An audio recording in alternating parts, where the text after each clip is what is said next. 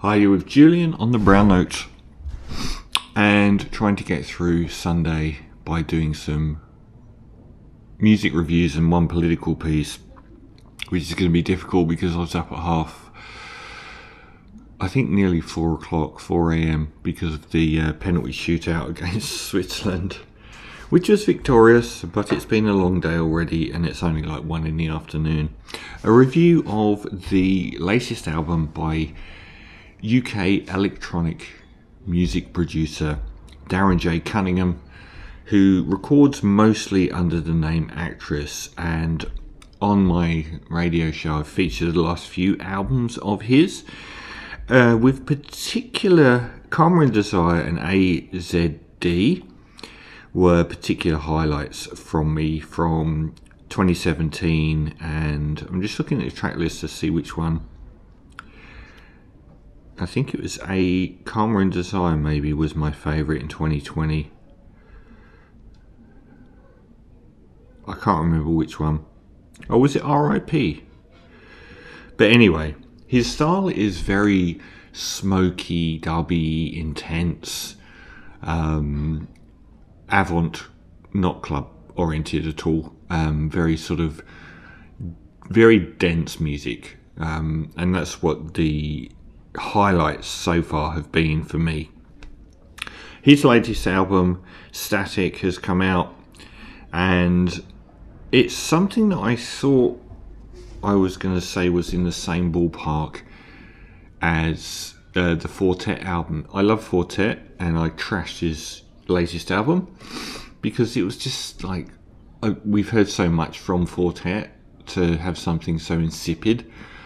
And Ordinary was, I just didn't care. I was just like, and I thought this was going to go the same way with Statik, but it didn't in the end. Even though I would have preferred this album to have been in that much more emotionally intense, much denser soundstage of his previous work, it did get over the line for me. The opener, Hell, it's got very sort of spectral piano. It almost gave me a vibe of Brian Eno's Music for Airports, which it's fairly representative of the album. It's quite still, minimalist, backgroundy for a lot of it. Almost like sort of like in the modern era, the sort of burial ambient stuff, sort of like barely there music, but with sort of faint glitches on the percussive side. Same with the second track, which is only a brief ephemeral track called Statik, the title track. Very dense fog, but not like his previous work where it's actually sort of had sort of like a gut punch.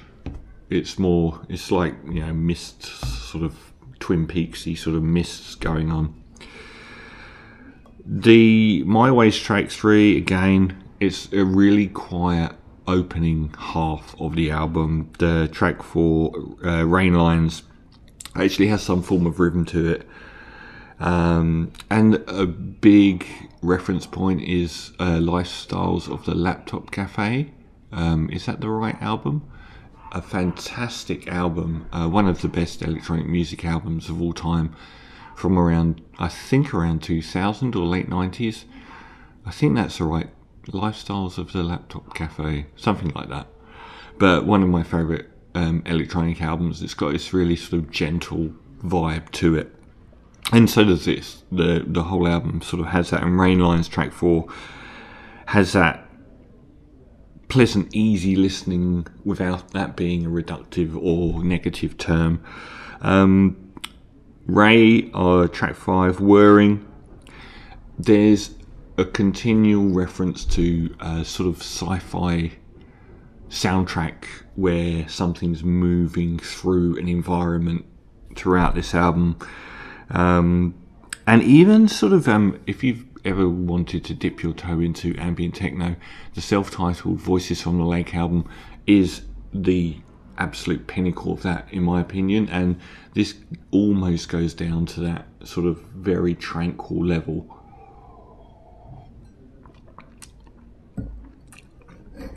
The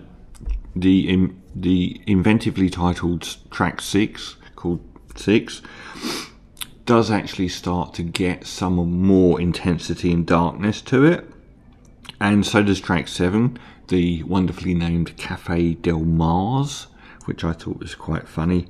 Most interesting track, and it's not just a build like much of the album where they establish sonic elements and add them, but it moves through phases. It's got some gorgeous sort of phasing on the percussion throughout, really strong track, and the more awake sort of vibe to the album continues with Dolphin Spray after that, with a little bit more Ultegra vibe maybe, and some sub bass going on, and it sort of slides back in, and that's probably a good 12-minute period where it sort of lifts up and then slides slightly back down with system verse, a bit more ambient, and going back into the sort of sci-fi soundtrack, moving through travelling vibe of the rest of the album, and a very sort of womb-like come down with the final track, Mellow Checks. Very colourful synths compared to the rest of the album.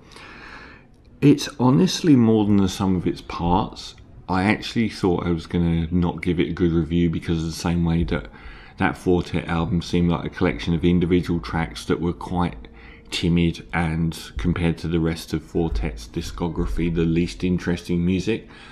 But this really is a sum of its parts. It actually feels like going on a journey, and it kind of rises up and plateaus and comes down the other side. It's much more interesting to listen to than to talk about or think about. So I'm going to give whatever it's called, Statik, the latest album by Actress. I much prefer the last few proper studio albums by Actress.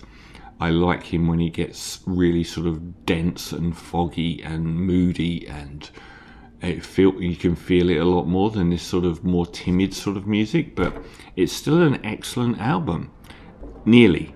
So I'm going to give Statik by Actress an 8 out of 10.